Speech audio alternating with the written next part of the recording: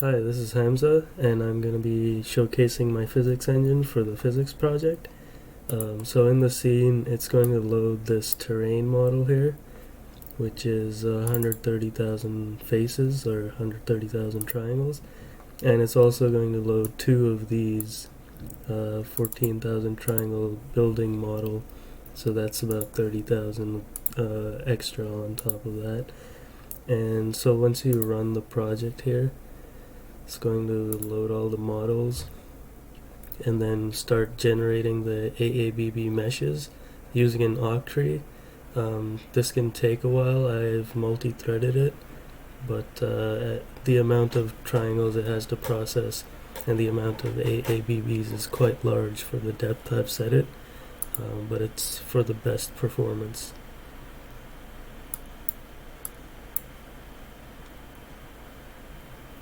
So once the scene is rendered, it'll show up like this.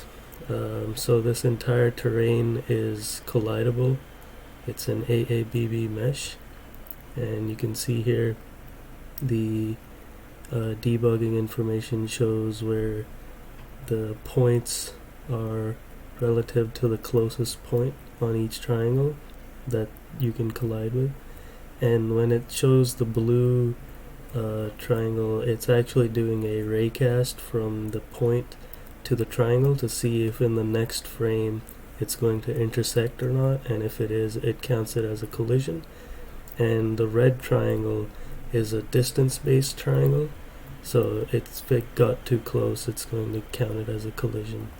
And this entire thing is actually running different AABBs, so the performance hit is very low, especially at this depth of the octree.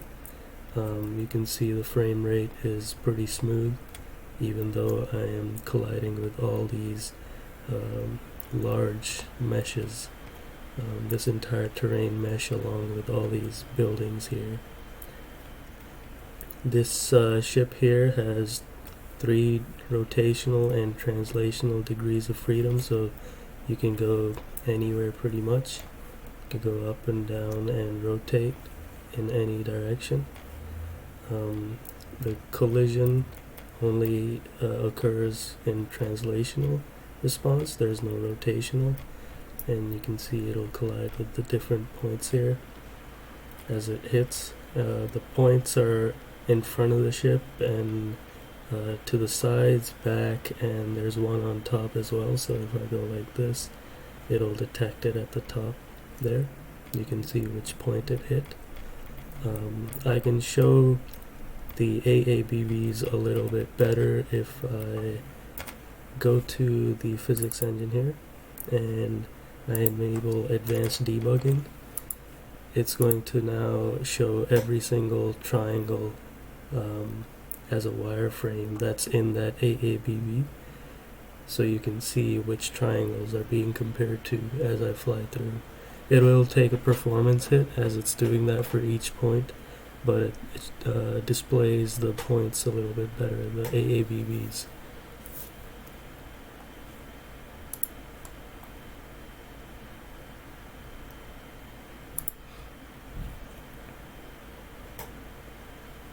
So you can see it's been rendered here, and these are the different meshes that I'm going through.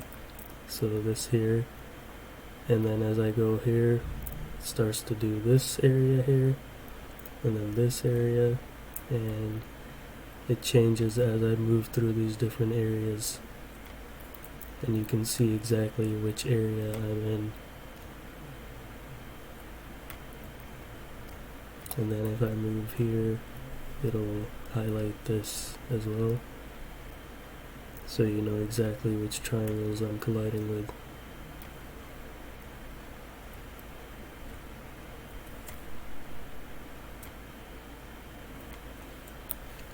And you can also turn off all these debugging options if you want. It's also using RK4 integration here, so I've enabled it to use RK4. And for the velocity, I've added some drag so that the ship doesn't keep moving forever as it becomes harder to control. If you go to this octree.cpp, I have a depth here. I usually set it to 6, and I don't recommend going any higher than this. You can actually lower this to 5 and it will significantly increase the load time, but it will increase the performance hit on the actual run time. So you can see here it's going to load the scene very quickly within like 5 seconds, and it runs basically the same, but there is a slight performance hit as compared to depth of 6.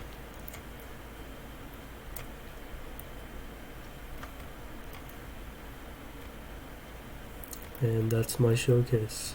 One last thing I forgot to mention is it is using forces to move. So if you go to this physics input handler here, all the key bindings, what they're doing is they're adding a force to the object. And in the physics engine, you can see here using the RK4 integration, it's using the force to calculate acceleration, and then the acceleration then is used to get the velocity and then the position at the end. And that will be it for the showcase. Thank you.